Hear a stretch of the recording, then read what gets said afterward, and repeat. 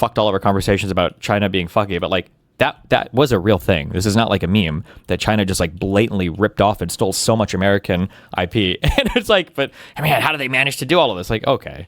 Figure out a little bit of manufacturing prowess from that. Yeah, I think you kind of made a really interesting point that I think is getting a little bit more popular these days, which is you're pushing back a little bit on the narrative of China, which is of course skewed in a negative way in mainstream media.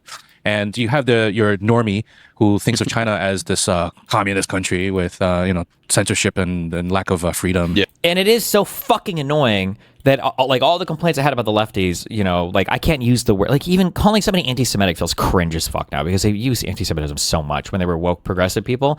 And then same thing with like calling somebody fascist, right? When people like Vosh were saying like, well, Scalia was a fascist. I'm like, okay, really? That's where we're at? And now like when I call anybody a fascist, it's cringe. Conservatives fearmonger the fuck out of China. Like I feel like the average American I don't know. I bet the average old American today, like if you were to ask them, do you think that if you went to Beijing, would there be like a risk of the Chinese government like abducting you or whatever? Like, I feel like 40% of them would say like, yeah, that's a real risk. That's a real thing. It's like, no. As an American citizen, you're not going to get fucking abducted in fucking China. That's never happening. You're crazy.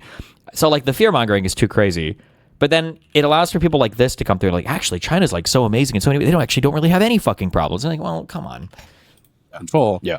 But you got the flip side being like, well, they're doing something right, right? So if you even if you accept that, yeah, you have to look at the other side. It's like, well, it's not like they're just head down walking around the streets like and crying every day and with like sandals and no shoes kind of thing. Like it's not like that. It's walk around. Yeah, go outside. just walk around. Right? Yeah. Something is going right. Yeah. It's not perfect. There's a lot of negative sides to this as well that we can probably talk about even more. Yeah. Living here for so long, but that's everywhere. There's no perfect. There is no harmonious place in the world. There's not. Living here for so long. Wait, is this podcast in China? Is this an American podcast? He moved to China. No. I know the guy did, but is this a podcast in China? Is this all? Jesus Christ. Okay. It's not perfect. There's a lot of negative sides to this as well that we can probably talk about even more. Yeah. Living here for so long, but that's everywhere. There's no perfect. There is no harmonious place in the world. There's not one. Oh my God. That's just perfect. So.